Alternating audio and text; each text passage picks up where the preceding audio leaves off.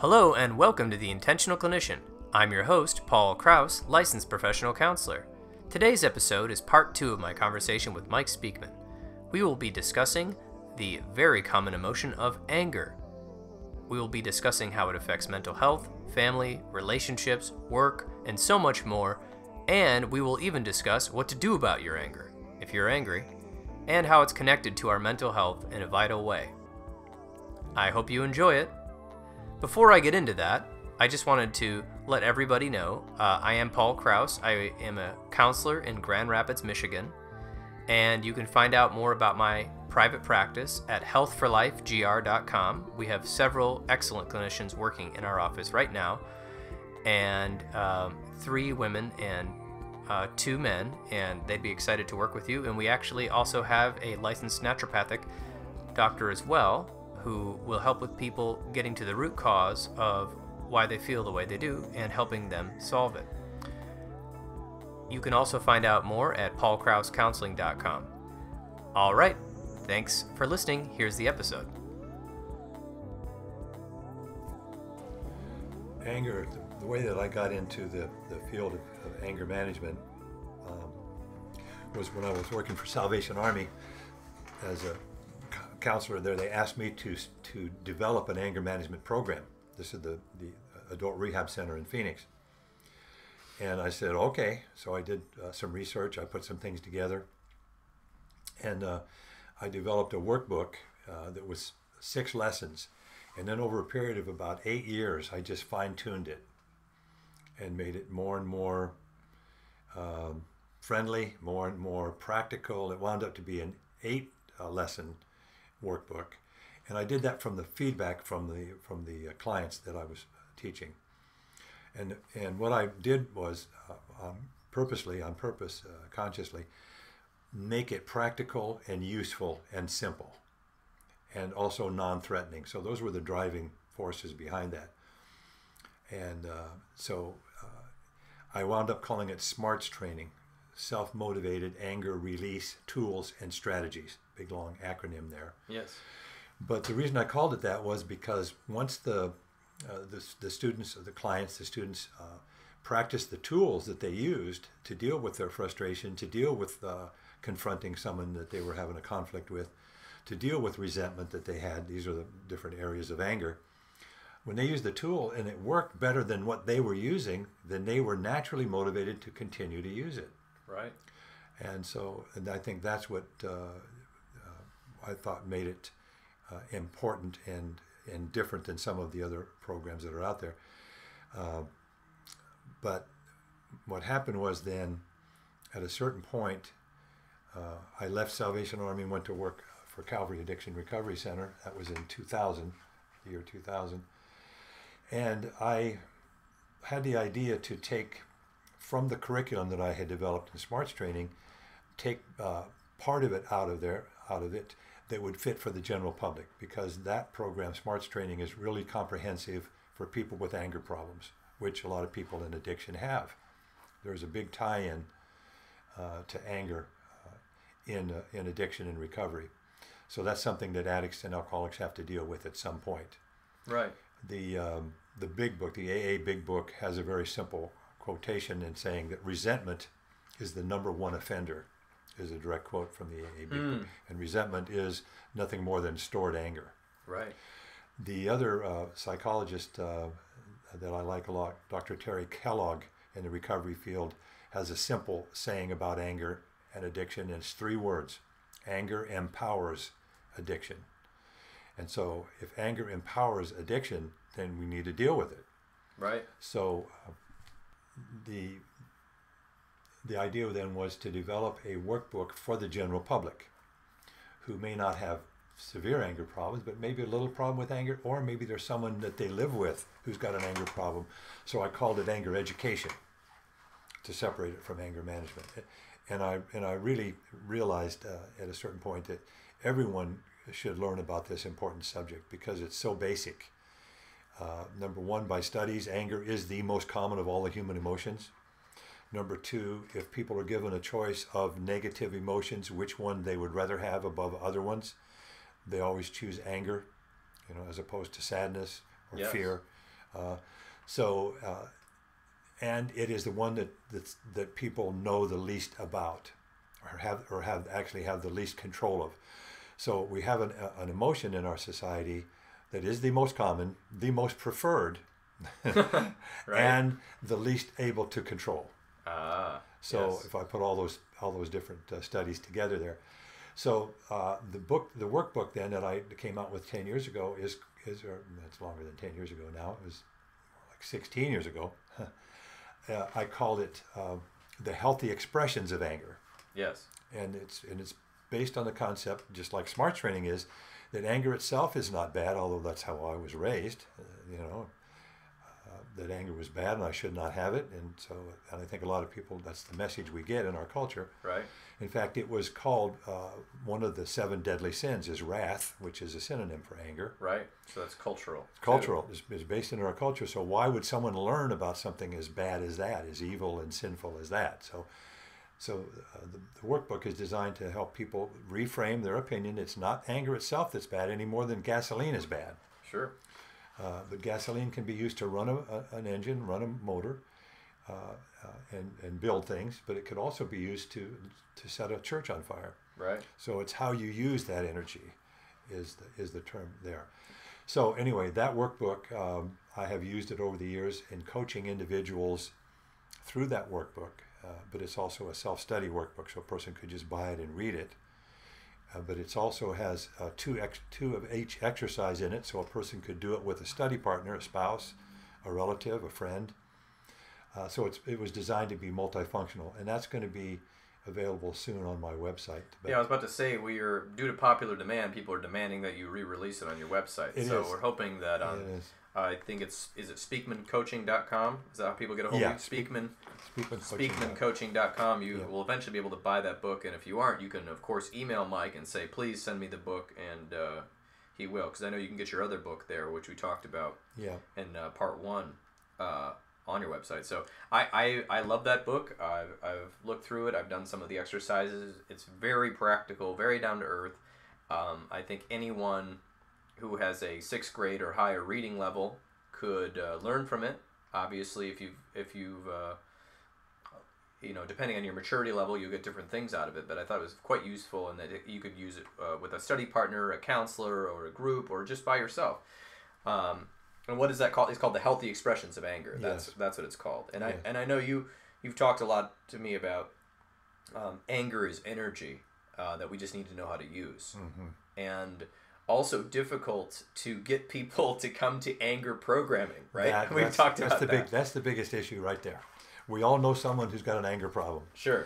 But it's almost, I've said this, it's almost as hard to get someone to work on their anger, maybe even harder than to get work on an addiction. Sure. And I believe part of that is consciously and unconsciously we use anger as a coping mechanism. Yes. So addicts and alcoholics use alcohol and drugs as a coping mechanism. Okay. Sure. So they're using it to cope with what? With problems, with conflicts, with issues of life, with stress. And so if you then are going to have a program that takes away alcohol and drugs, takes away anger, or it seems to take away anger, which it isn't. That's our knowledge. That's our black and white thinking. That's our black and white thinking. It's going to take it away from me. Seems like it's going to take it away. Then you're taken away, although I may not logically connect the dots here, I have this feeling inside I'm going to lose something and give up something. And so therefore it usually takes something pushing me to motivate me to be willing to risk that loss. Again, my story, having to lose my wife before I was even willing to get some help. And again, that concept of a bottom. So anger's a tough sell. Anger's a tough sell. Yeah, absolutely. I'm assuming this is just another assumption. So I'll disclaimer that. Okay. But I wonder if you get calls for people to have someone else work on their anger rather than people calling you directly and saying, I need to work on my anger. Yes, I'll get that's more common. Okay. And then I'll tell them a little bit about what I do. And again, I don't do much work on anger. It just comes to me, a person will be referred to me from time to time, maybe one person every month or so, as opposed to my private practice with parents of addicts and alcoholics. But I still keep coming back to it because I think there's a need for it. But my majority of my time is devoted to the parent family education, the parent education part. Right. But yeah, I did have one lady one time. It was kind of funny. She called me and said, "I have an anger problem." I go, "Wow, you're very direct and very honest. I want to acknowledge that right away." And she said, "Well, I got to deal with this." So she came to me, and we did which is typically what I do, is 6 one-hour sessions a week apart so they can practice their new tools. Sure. She did great. And at one point I asked her, how did you come to this conclusion that you had an anger problem? Because most people don't know. I mean, they're not necessarily in denial. They're just not aware that they have an anger problem, or they minimize. I'm not yelling and screaming. I'm just raising my voice for emphasis, for instance, that type of thing. So I'm just making a point. Yeah, exactly. And because if it's not violence, see, that's how our culture sees it. Right. If it's not violence, then it's not anger. That's how our culture tends to see it. Right. Sometimes, different times. Anyway, I said, what? She said, my friends sat me down and said, "You have a problem with that." They did like a little intervention on her. Wow. And God bless her, she listened. Yeah. And she asked around, and people eventually, sent them to me. As far as referrals, there's not a lot of counselors who do anger work because anger is a scary thing. Yes. It's associated with violence, associated with sin. Right. And it's just a scary kind of a concept. Right, and it is a tough sell. And I remember, one of the ways I thought you did a really good job was you did a conflict resolution workshop. Mm-hmm. Yeah. Where you actually used some of your anger book, I believe, exactly. Yeah. to teach the conflict resolution. And that was quite popular because I think a lot of people have conflict with family members, friends, bosses, whatever. Go ahead. I hid the word anger in the bullet points of what we're going to look at. Because if I had said dealing with anger and conflict resolution, I think that would turn off a lot of people. It's just one of those words. Being one of the 7 deadly sins. Yes. Remember, we all maybe have read about that. Well, another one is gluttony. Can you imagine if I had a workbook that said gluttony management? How many people are going to buy that? Right. Probably not many. I'm just identifying myself as a glutton, a sinner. Right. And we don't want to be labeled. No, exactly. And we don't want to be falling short of our cultural expectations. Anger is a horrible label to put on somebody, and so, but it is the key to empowerment. Yeah. Okay. So we're flipping anger. Yeah, okay. absolutely. Tell me about that. It is the key to empowerment because, and there's different sayings that I have developed over the years, or I've either stole them from someone else, or I've learned them through observation and doing so many groups over the years. I've learned from people I work with that one of them is that anger is energy, and it will come up in you as a reaction. Anger is never an action. You can't just walk down the street and go, "Man, I'm really mad." Something had to happen. You saw something, you heard something, you remembered something. In other words, anger is a reaction to some event or to some situation or to some thought. So knowing that, if I just keep reacting out of anger, I'm just reacting all the time. It's like my parents that work with their addicted adult sons and daughters, they just keep reacting to the problems, putting out fires. And then they go to PAL and they learn how I can start taking some action. That's empowering. So there's a similarity here. So the anger will come up in me to let me know I'm being treated unfairly. So there's the simple definition of anger, the emotional, energized response to perceived injustice. It's a justice issue. So I'm being treated unfair. So you yell and scream at me? That's not right. You shouldn't be doing that. Now, suppose I realize what I did was so horrible and I feel guilty and you're yelling and screaming at me. Well, you should from what I did. Sure. Then I may be scared, I may be sad, I may be hurt, I may be embarrassed. But I'm not angry. So anger is a justice issue. So me knowing that, I can use that because sometimes people will be really angry and not know why. Yes. And so it's kind of frustrating to not even, why am I so angry over this? Here's a clue. Something happened to you or someone you care about, we can put ourselves in other people's place, that was unfair. Oh, okay, now I can sort it and find out what it is. Yes. So there's some real basic things that we're teaching that if you don't show me how to learn my anger use it in a positive way, it will wind up coming out in a negative way.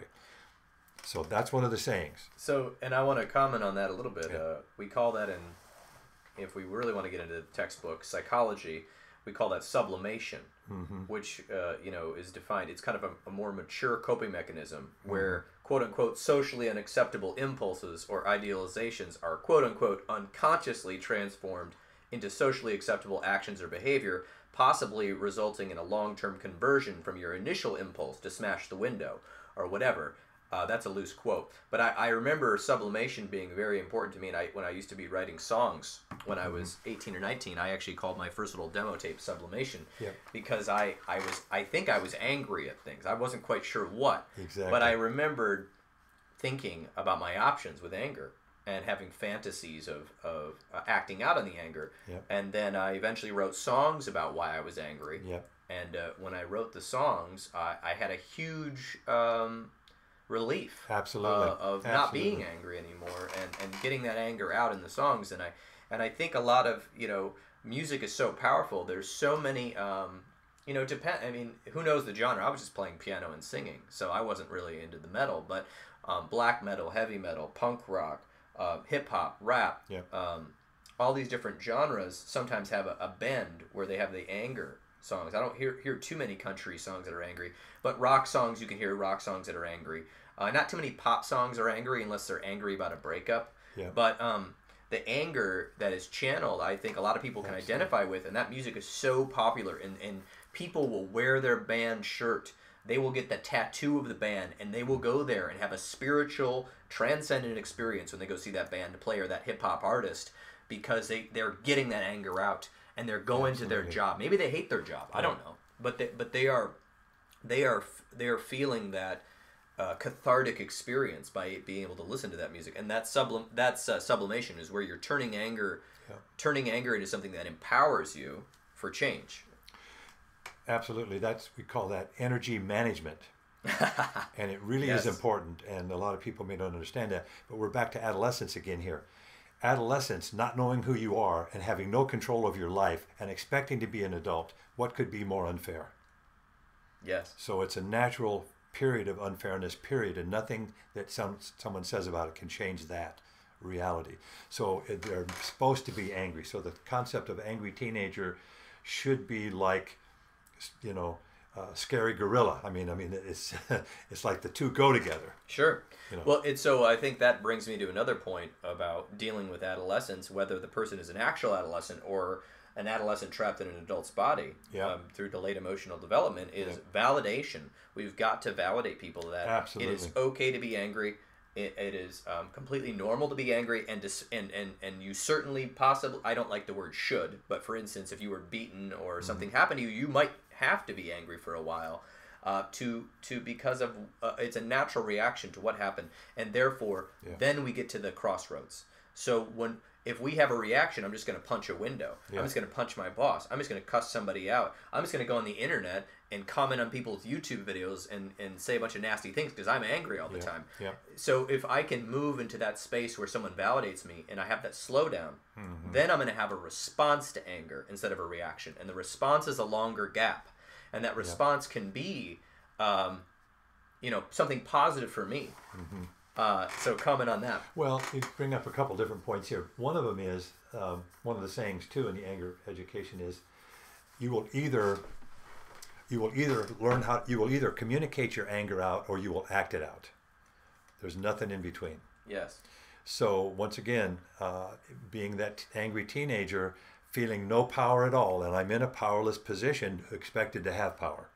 So therefore, when I'm angry, it's because of a power situation that I have no power. So therefore, for me to get even with that and to have some way of dealing with that, I need to do something powerful, like hurting somebody, or hurting myself, or some form of revenge against somebody.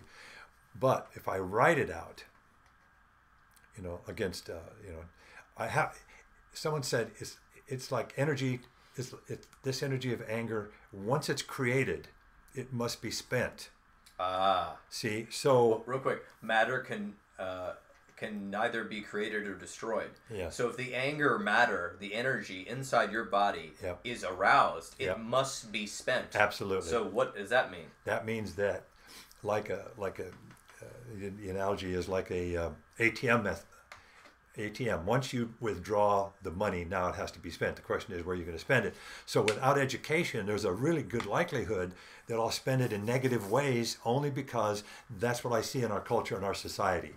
Sure. So the two basic ways that I normally will do that is number one, I will hold it in and then have an explosion later. Sure. Or hold it in and have some physical reactions as a certain very common stomach problems, headaches, shoulder and neck issues are associated with holding in anger. Yeah. So I'll either hold it all in, which will hurt me, or I'll take it out on someone else, which will hurt them. So that's what we see in our culture. That's what we see in our society. Now, if I am able to hurt you more than you hurt me, then I call that a winner. Yeah. And if you are not able to hurt someone back, then you're the loser. And if you look at our movies, how many of our movies have a theme of getting even? Revenge. Revenge. Revenge is huge in our movies. Revenge is a natural, normal drive for us as human beings, because when we're hurt, if we have no other way, and again, without rite of passage, we don't learn these ways. Sure. If we have no other way to get rid, there's like me laying on that floor. You could say I was hurt. You wanted revenge.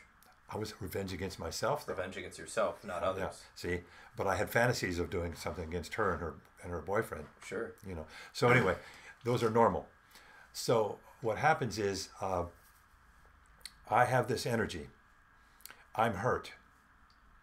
If I can get back at who hurt me, let's say my energy level, my hurt level is a 10, then I can't live at a 10. No. I can't. I can get by for a while. I need some relief. If I can hurt you, if you're the one who hurt me, I can hurt you back. It goes down to about a 7. Sure. I can deal with that. But through time, it'll get back up there. Oh, yeah. So revenge is not the long-term solution. It's a short-term solution. So what happens is, if you don't show me other ways to deal with this, then I have to hurt myself, or it'll come out physically some way. Self-medicate. Alcohol or drugs. Or I'll do it some physical way. Maybe I'll be a jogger and I'll go beat a pillow or some. Boxing. I'm trying to get that energy out. Yes. Now, if I'm in a situation where that unfairness happens every day, now I'm heading towards violence. Oh, yes. See, now I'm heading towards violence, where that unfairness happens and there's no recourse at all. Yes. You see the powerlessness. So violence does not come from anger directly any more than car accidents come from gasoline directly. Right. But by the same token, you could argue no gasoline, no car accidents. Sure. No anger, no violence. Yes, that argument is valid, because the energy to carry out the violence. Let's say I don't have the anger. Let's say that I turn that anger energy in on myself and I'm depressed. Yes. There we go.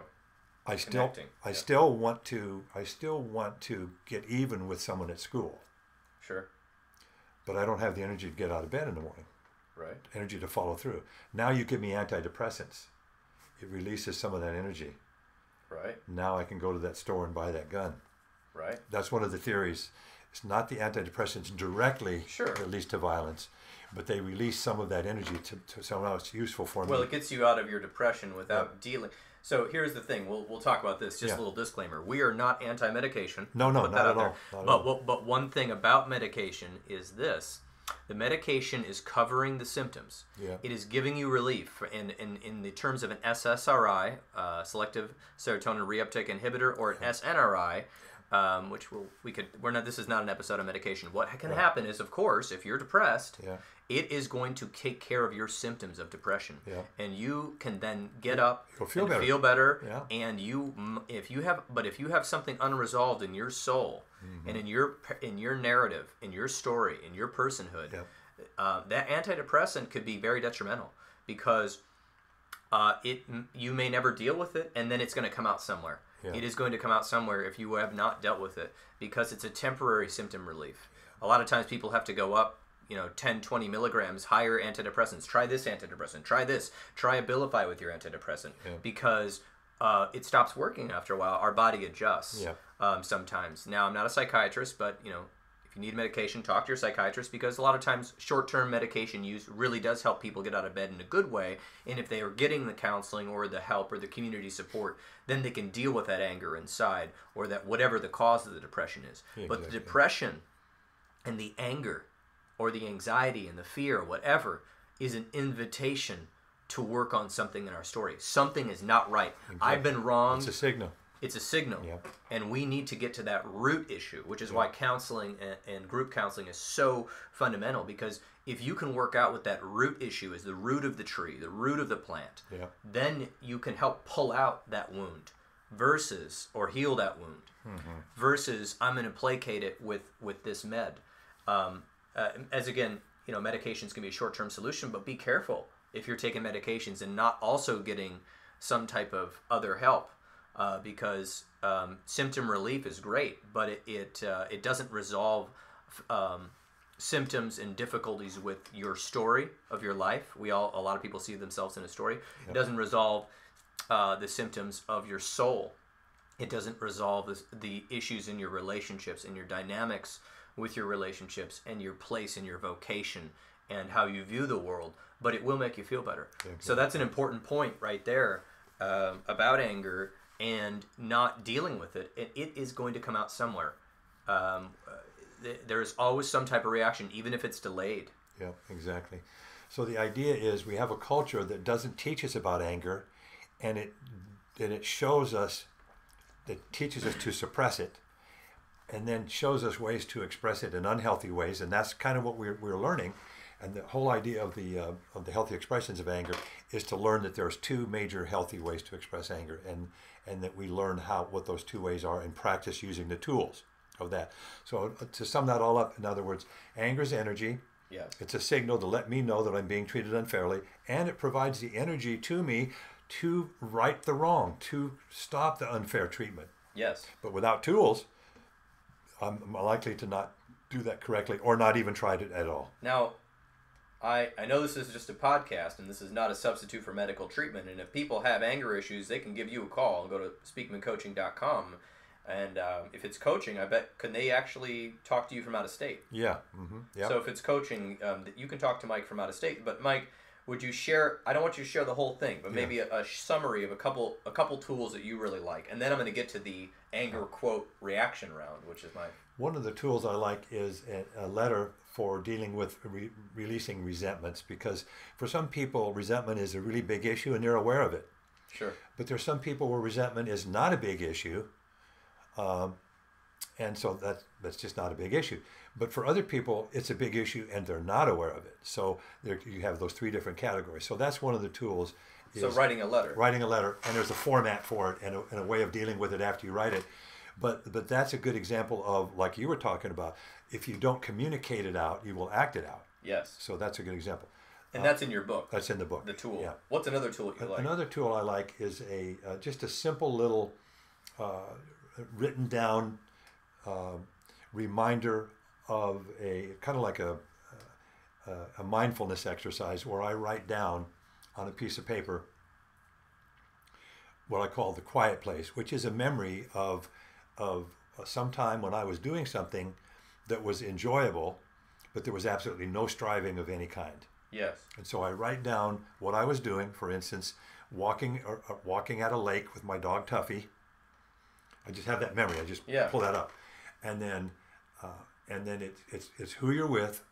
Sometimes just by myself. Sure. My son's was laying in the back of a rowboat with his fishing line in the water, and just laying back, looking up at the sky, and just feeling the gentle rocking of the boat, of the water slapping the sides of the boat, and just a peaceful moment, So we write down what it is, who we're with, by himself, and then what I'm feeling. So mine was, I was just feeling enjoyment, and Michael's was feeling peace. And so, and what happens then, I begin to realize that I can go to that space in my mind, and it has an effect on my feelings. Physical, emotional, energetic feelings. Feeling of my energy. Yeah, it gives me a temporary respite from stress. And I can compare that with, for instance, and I can do this. I can notice the things I worry about. and then sort of step outside myself and be aware of my awareness, and be aware of, oh, this is how I feel when I'm worried. This is my worry state. Yes. And then I look down at what I wrote and I go, I can feel it. I can feel a little bit of a shift. This is my peaceful state. And now learning to shift between states. Exactly. Yeah. And it makes me understand it. Now that doesn't mean I stop worrying. Sure. Or you stop being angry. Or stop being angry. Sure. But what it does mean is I will practice going to my quiet place 3 times a day just for a couple moments. I don't have to be there for 5 minutes, not even in 1 whole minute. Just the act of going there is, I can just be, okay, it's around lunchtime. Oh, go to my quiet place. Initially, I have it written down, I look at it, but after a while, I'm reprogramming this thing through repetition. Yeah. That I can then get to the point where I just heard that there's a job coming up that I may have to be assigned to that I can't do. Maybe. Fear. Yes. Something in the future is going to happen here. And I just go, man, I'm catching myself worrying. Wait a minute. I don't know yet. I can't know yet. Let me see if I can practice my quiet place. So, and so it ties in with, there's also an exercise for patience. And so this workbook is not only about anger and how to deal with it better in the 3 different causes of anger tools, but it's also tools for more life balance, decision making, and patience, which ties into so it's kind of comprehensive. Well, you've seen the book. So yes, it's kind of comprehensive. It's a comprehensive book. It's not just anger and energy, but how I'm using that energy in my life, and it's the kind of thing that when I complete the workbook with them, 6 sessions with them. By the way, I do that over Skype and over the phone with people. Sure. That's why I say I do that out of state with people. And I've got a couple of employers who will send me employees they want to keep, and they'll pay for it. And they'll pay for it, and that's worked out really well for them, because the employer, once again, we've got that impetus or that motivation. There's a motivation. It's provided by them. Someone has to push them. Someone is pushing. Yeah, exactly. It's pushing you to get into because anger again is not popular, even though we said it's a very common emotion, the most common and preferred emotion, but we don't want to talk about it, do we? Exactly. So I want to know, is there any more tidbits about anger? Because what I love quotes. I'm a huge fan of quotes, and if anybody's been listening to the Intentional Clinician podcast, they know I'm always going to use some quotes. Yeah. And what I'm doing with my guests now is I'm going to move into a section where I read a quote and I'm going to get their gut reaction to it. I love gut reactions and the intuition there. But I want to say, is there anything else before we move to that round that you're dying to get out about anger? No, just that it's such a big part of our life, and that it's really hard to grasp that learning about it could help me be more empowered. It just doesn't seem to flow. But I just want to mention that it is very important. So we're not getting rid of anger, but we're learning how to use it judiciously. In the same way, we're not getting rid of money, but we're learning how to spend it more wisely. Right. Thank you, Mike. Very wise words. So now I'm putting you on the spot. Okay. This is going with your gut and intuition. Okay. The first thing that comes to your head. I'm going to start with some easier ones, and then we're going to get to some more interesting ones. But so let's go with an old one. Benjamin Franklin. Okay. A couple hundred years ago. He said, "Whatever is begun in anger ends in shame."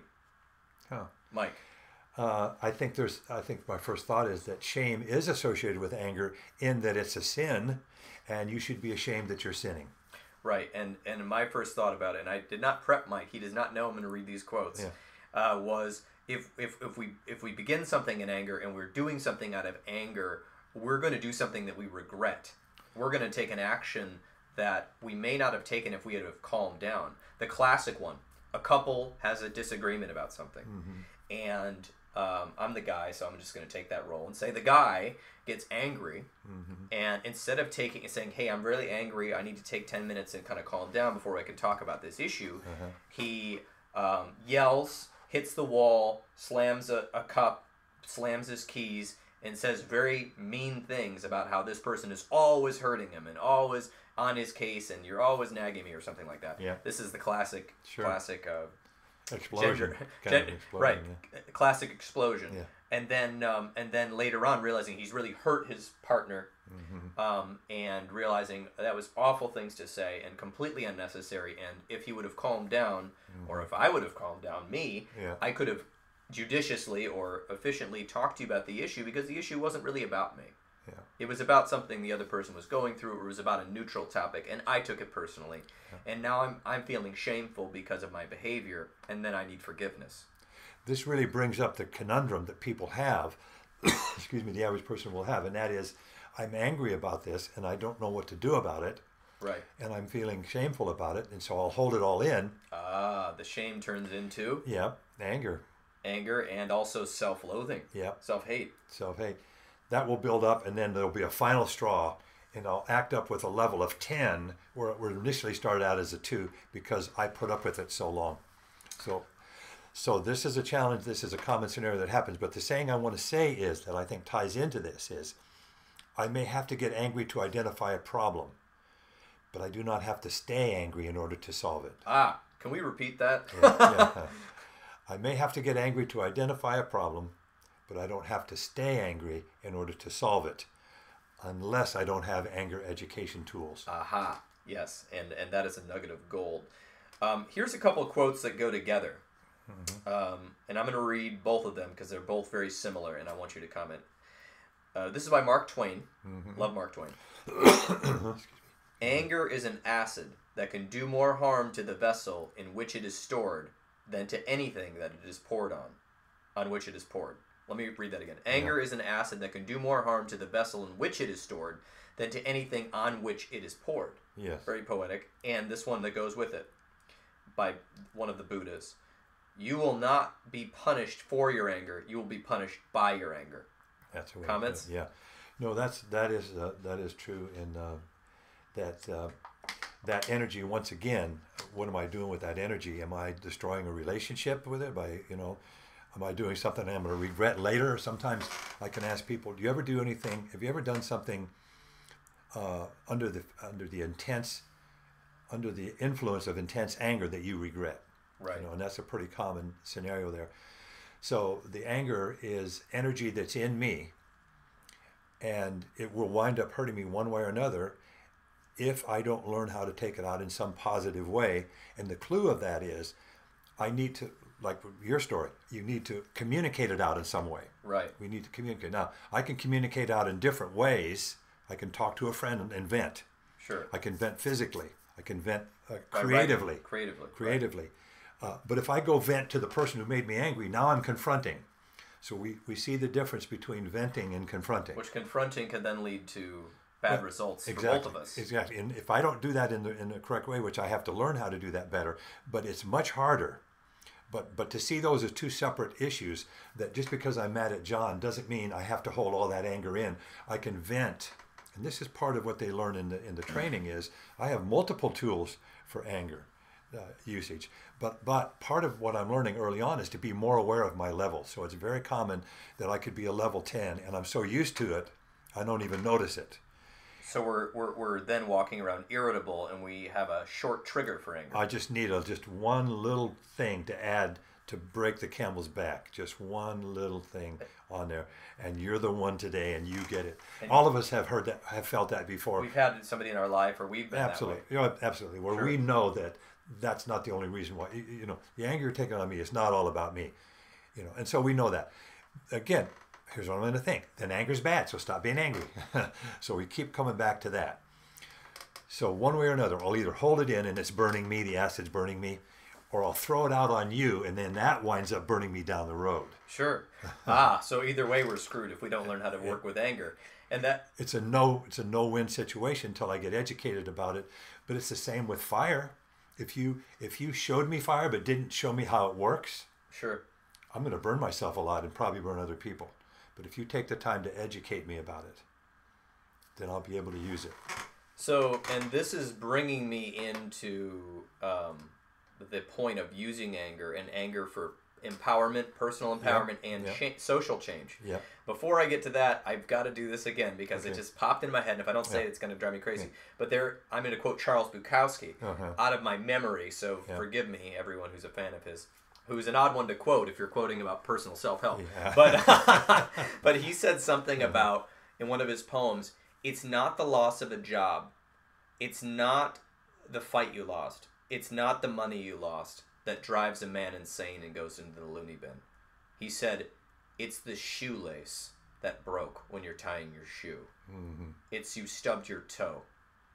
It's not finding a parking spot that finally drives a man over the edge to go totally insane and lose it, I think, with anger." And Charles Bukowski was a notably very angry man who did write a lot to sublimate his anger and to vent, which, of course, I love the image of a vent being hot air that comes out of a room up through a actual vent. But anyway, comments. But another that's really good. And another visual, though, is a hot water heater. They always have that overflow tube on it, that pressure relief valve on the top of the tube, because sometimes the thing can get stuck and it's just heating the water continually. Steam builds up inside and it can vent. Without no vent, what's going to happen to the heater? It's going to explode. It's going to explode. Exactly. So many metaphors. they really are.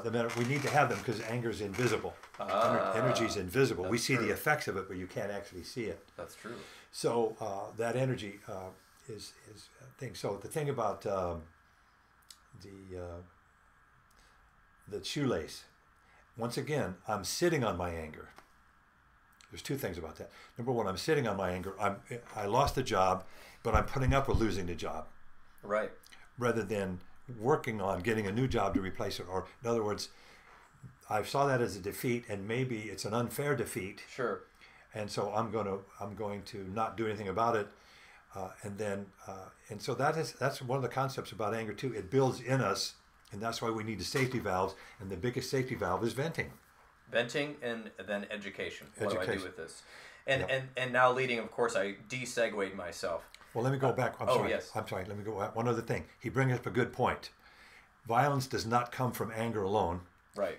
Anger is the energy to act it out. So obviously, if you're going to go to insane asylum, you're going to be using anger. And interestingly enough, the word mad is a synonym for anger and a synonym for insane. For being crazy. For being crazy. It's an older colloquial word. Yep. He's mad. You see it in the old movies. Yeah, exactly. And what they mean is he's actually angry, but he's also insane. Yes, to the point of insanity. So here's the thing. The other thing that quote of Bukowski came up, which is so important for us to understand and grasp, is that there is no violence without loss. So what did I lose while I was going to do self-violence on me, on myself, on that floor in 19... When was that? 19... It's at the tip. I say it so often. No, it was 1979. 1978, yeah. Okay. So here I am on the floor, and like I said, I had the anger. I was angry at myself and angry at her for leaving me, and angry. I had all the emotions, but what was the loss that I was experiencing? A lot of losses. Yeah. Loss of her. Yeah. Loss of your identity as a man who's married to a woman. Loss of social prestige, loss of being loss of having a partner to parent your children with, loss of friends who were friends with both of you. I mean, I don't know what else. The loss of my whole life. The loss of your whole life. Okay, that's how it felt. I mean, that's how we're going. I couldn't put words into that, but that's how it felt. So now, if I don't have my life anymore, I have got nothing to lose. So violence comes from the sense of disempowerment, and hopelessness. That not only have I lost something that can never be replaced, I'm pissed off of how it was done. So it's a combination. Done to me. Now, if it was fair, she left because of me. So I took the violence out on me. Yes. I was unfair to me. Yes. So again, I think it's so important that we see, when we see the violence, we see the anger part. That's all we see. But there's always the loss. And the loss has to be so great that I have nothing to lose. So why not act out on the anger? Exactly. So that's what these... Why not get even? That's why these bombers, that's why we can't stop these bombers, because who knows what their story is. Their dad was killed in front of them. Sure. Or their whole family was assassinated by who knows what their story. But there'll be tremendous, or it could be their adolescence and they have no hope for a future. Terrible degradation. Yeah. Right. So there's some loss. They're indoctrinated as a teenager. They have nothing to lose. They're away from their family. They have no prospects, no education, no economy. And all they know is there's an enemy out there. And that's why societies who are so unfair that the wealth of the nation goes to the top and there's none left for the bottom, at a certain point, that loss coupled with the anger and frustration of the unfairness of it, generates the violence for overthrow. Yes, and that is really interesting that you're bringing that up, because that actually is now a perfect segue into using anger for not only self-empowerment, which we've been talking about through education, but anger for social change. Yes. And we're not taking sides here, but we're trying to be objective as counselors. But there's a couple quotes I want to read here, and I think they're related. Okay. Well, I guess maybe they're not totally related, but there is... here we go. Anger is a Gift. Your Anger is a Gift by Zach De La Rocha, who is famously from the band Rage Against the Machine and also Prophets of Rage. So he sees anger as a gift, and I think what you're talking about is anger gets you motivated. Yes. But if you're using it in the right way, you can create some sort of personal change within you, if you're using it in the right way, and also possible social change. So if you're angry about something in society, or you're angry about something at your job, speak up about it. And he did through his songs. Yep. Go ahead. No, that's what you're saying is true. And once again, it isn't just that that it's a gift for me. It's a gift that empowers me. Yeah, anger is empowerment because it doesn't just give me that energy to transform, the transformation comes from my actions that I'm going to take. But it can give me, it can encourage me. It can give me courage. And it can overcome fears that would stop me from moving forward. So now I'm getting into the positive uses. So we use the broad word empowerment, but the two major positives of anger is, number one, it identifies a problem that I need to see. I may not have been seeing it before. Right. Number two, it gives me the energy to overcome, to solve the problem and overcome the fear I may have of even trying to overcome the problem. Right. So that's the empowerment. It's much broader than just transformation. And then in the act of me doing that, that's what transforms me. And so let's go with that. I'm going to read two quotes. Okay. Very diverse groups here. So this is by James Russell Lowell, who I believe is a philosopher of some type. Usually when people are sad, they don't do anything. They just cry over their condition. But when they get angry, they bring about a change. That's exactly what we were just talking about. Now, hopefully that change isn't violent, but you can see where that fits in. So here's an interesting one. You were talking about anger as sin, and I'm going to talk about Martin Luther, who did the Protestant Reformation. Oh yeah.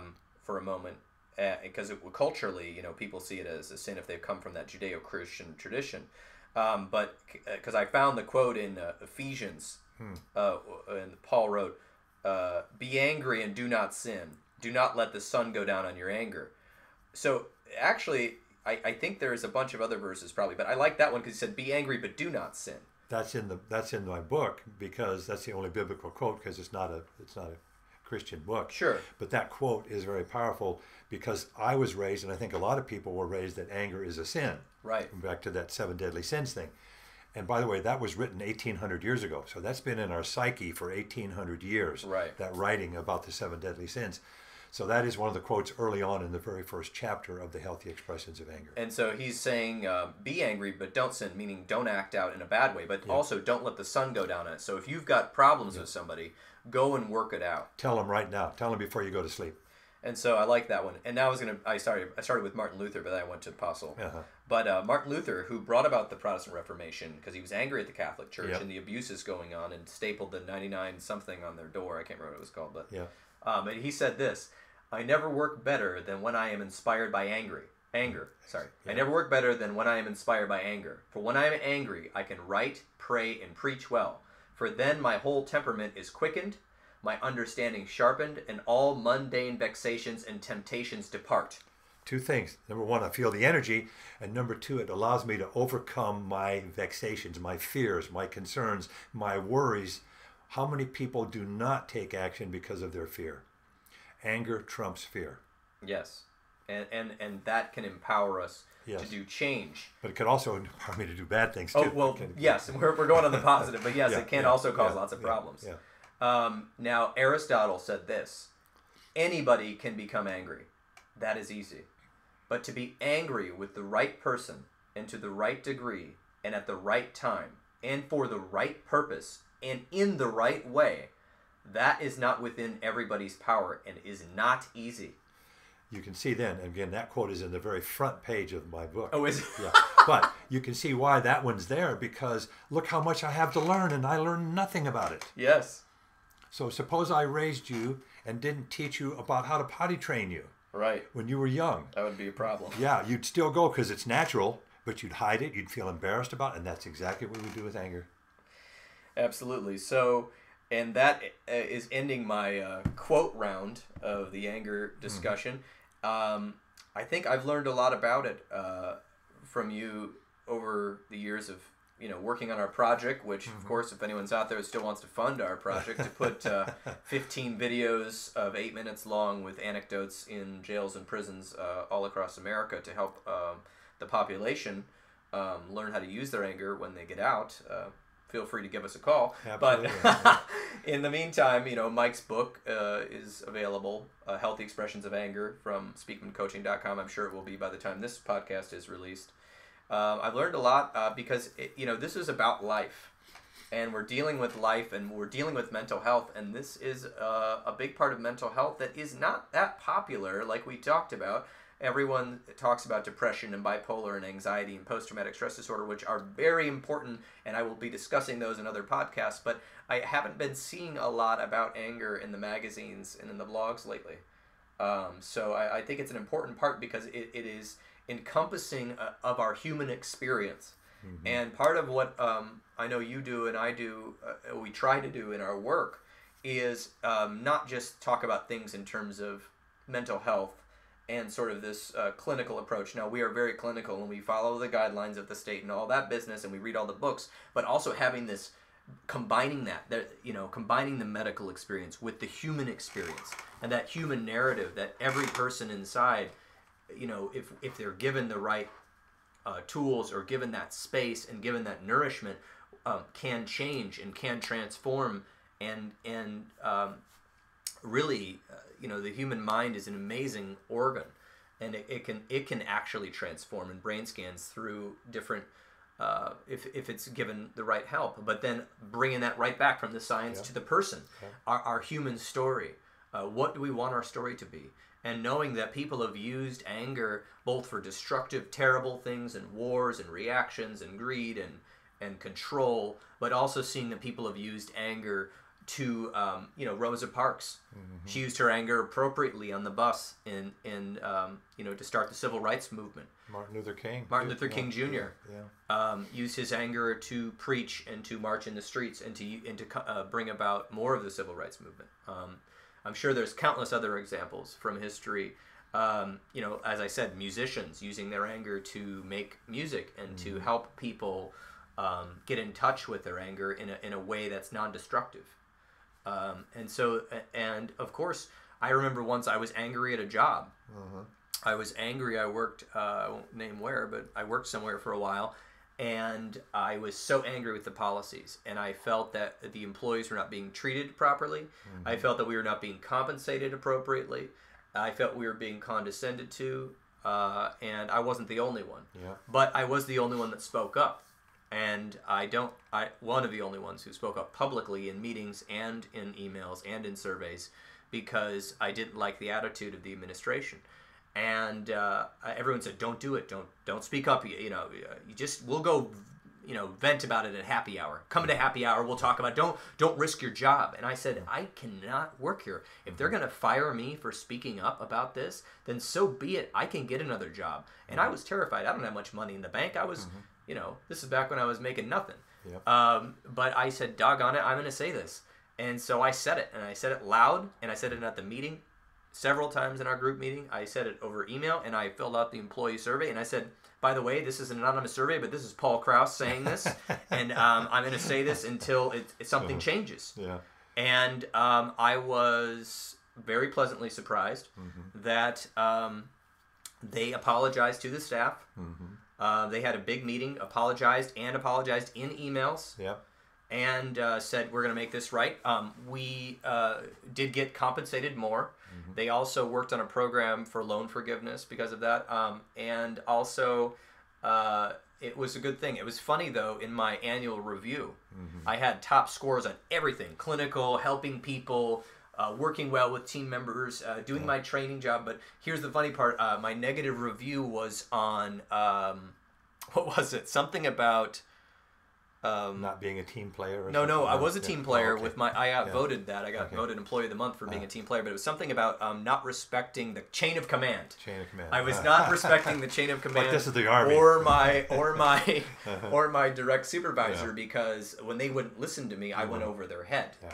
And they did not like that, but I had no choice because I had vented enough to them, and I had been shot down saying it was all in my head, and that I needed to work on myself. And I said I did work on myself. I'm not writing you an all caps email that you sent to me. I'm writing you a nice email. So This sounds like Go I ahead. was going to say, this sounds like an agency and not a business. It might have been an agency. Yeah, this would sound like an I agency. can't. I don't know if I can say that. Well, no one knows what that agency is, but no one knows unless they read my bio. But I'm just saying, in business, they would have promoted you. Oh, okay. So apparently, being in mental health field, you don't get promoted. Again, there's this big split between businesses and agencies healthcare, too. right? Healthcare agencies, and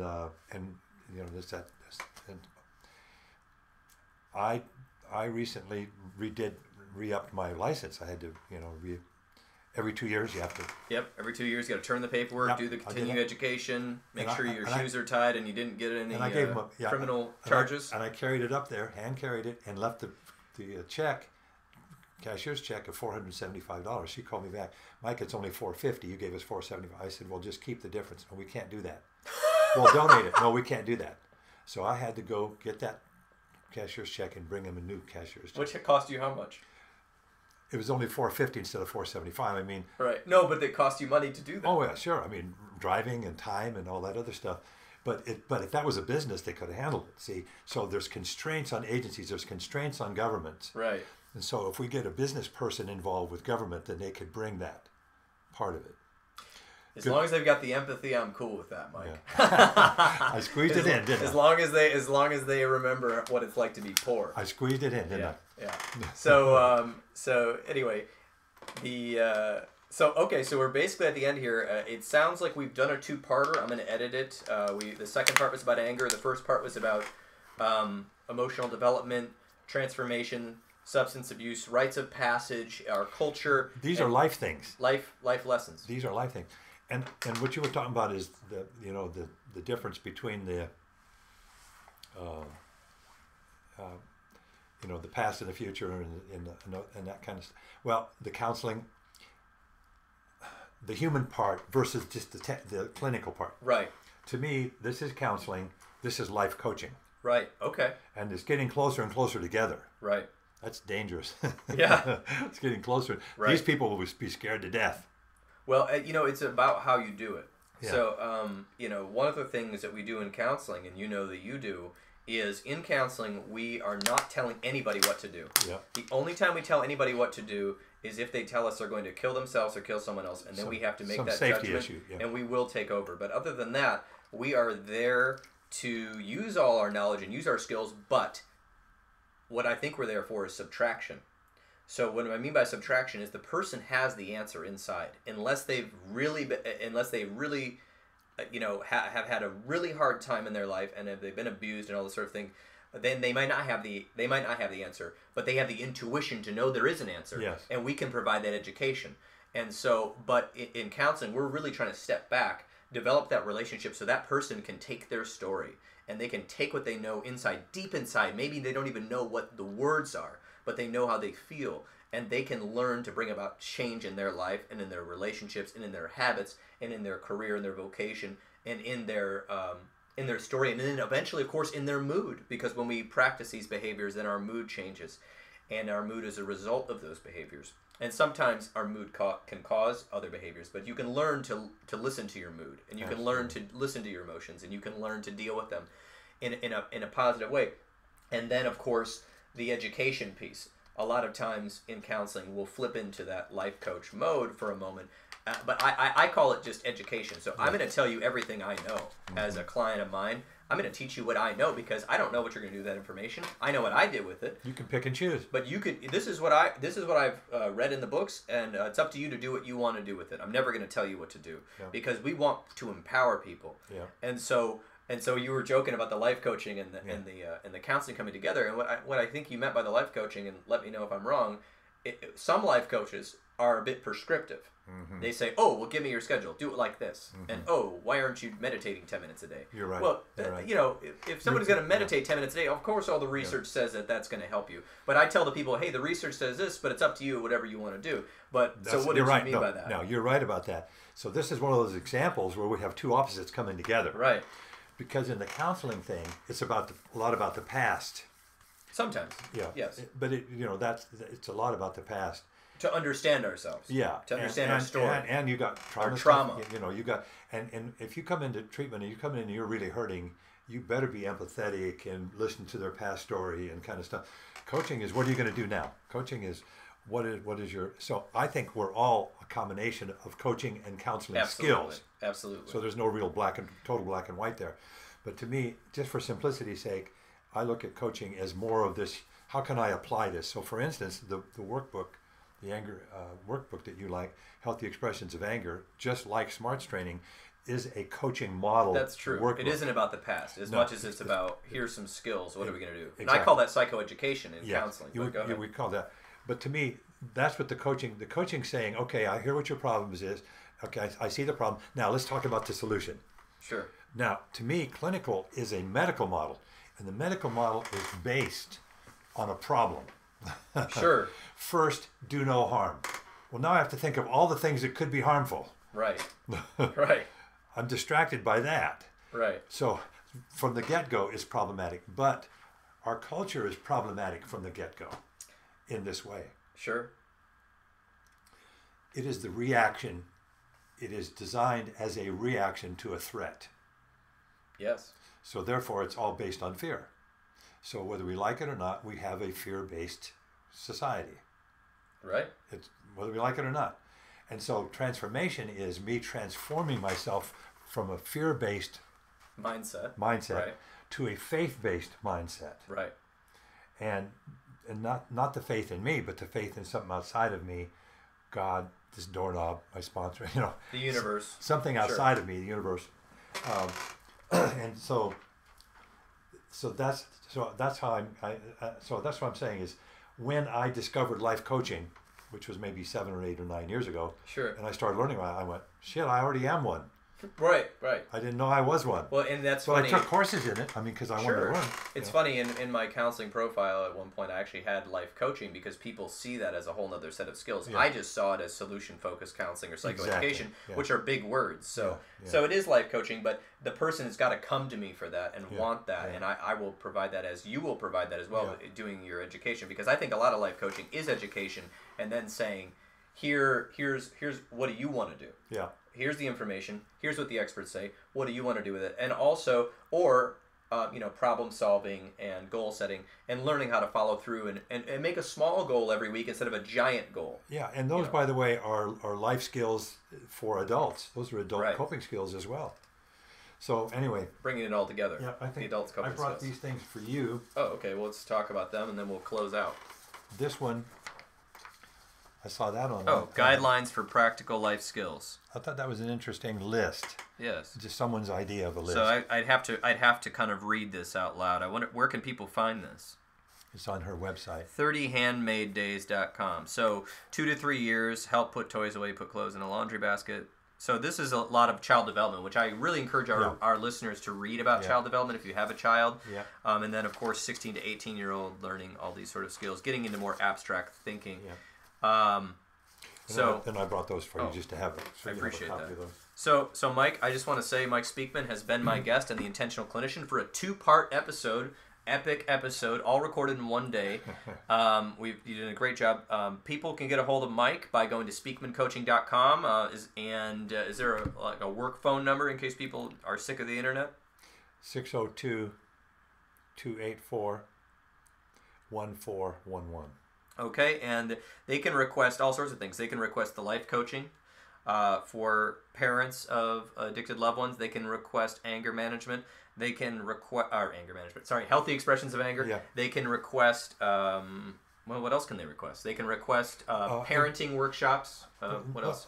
I just happen to know a lot of resources around for for families and for addicts and alcoholics in the Arizona area. Sure. But also some out of state. That's true. You're connected to 19 states with PAL. Yeah. Oh, and they can find out about Parents of Addicted Loved One groups at palgroup.org. Yeah. But I can be a good starting place for people to, where do I go from here? What are some options and choices? I do a lot of referring. Sure. You do a lot of referring. I know you do the coaching, and you also are a licensed substance abuse counselor. Yeah. So if somebody is in Arizona, they could come to you for actual clinical work on that issue. Is that correct? Yeah, they could. I don't do very much of that anymore. Sure. You're kind of scaling up. And you're doing some workshops. I know.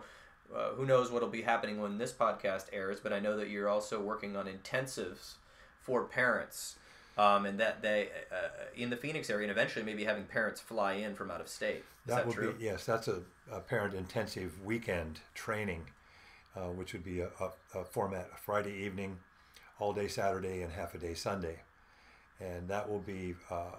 It's designed for parents who it's been kind of a long journey for them and their loved ones, and it's intended to help them wind up with a very practical plan and a roadmap they can then follow that can hopefully be helpful for them. And it's intended to be kind of a breakthrough weekend. Yes. Because typically parents will have, it's a longer journey to get their son or daughter long-term recovery help. Right. There maybe be multiple treatment events, multiple long-time years, and just very skilled children at avoiding long-term recovery. Sure, and I think it would be great for the parents to have an intensive weekend with you and or through the group workshop, because that is saving them thousands of dollars. You might say, oh, flying here and paying some money to Mike, that's so much money. Well, think about how many years of counseling you may have to go through, and Mike has the experience, years of experience, and knows how to, give you the tools you need in a pretty quick way. So I'm excited about that coming up for you. All right. Well, I appreciate that. Thank you. So thanks, Mike. It's been a pleasure having you on the podcast. Thank you. And thank you for coming in. And we want to thank all our listeners for listening to the Intentional Clinician podcast. And we'll see you next time on the show.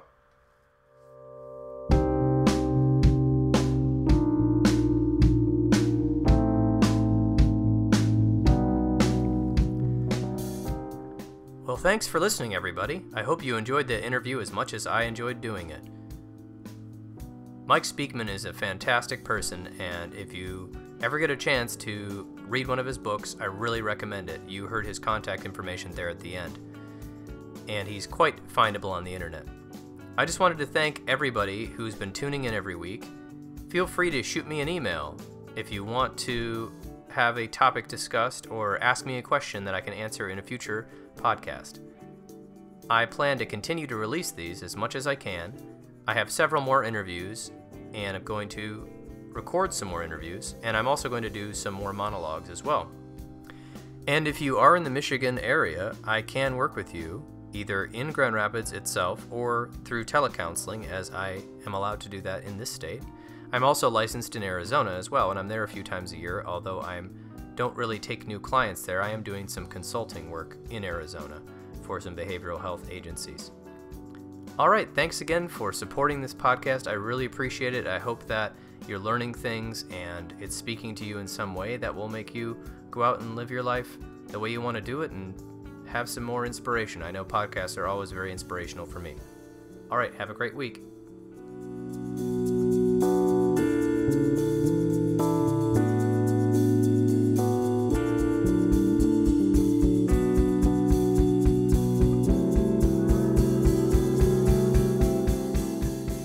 The recording you just listened to consists of the personal opinions of Paul Krauss, and while these are based upon the literature he has read and his experience in the field, they should not be viewed as the definitive opinion on the subject. Listening to this podcast is not a substitute for treatment. If you are in need of counseling, don't hesitate to make an appointment with a local counselor in your area. You, of course, can also make an appointment with Paul or one of his associates by emailing or calling Paul. The information is on healthforlifegr.com or paulkrauscounseling.com. If you are in crisis, please call 911 immediately or the National Suicide Prevention Line, 1-800-273-8255. All right, hope everyone has a good week.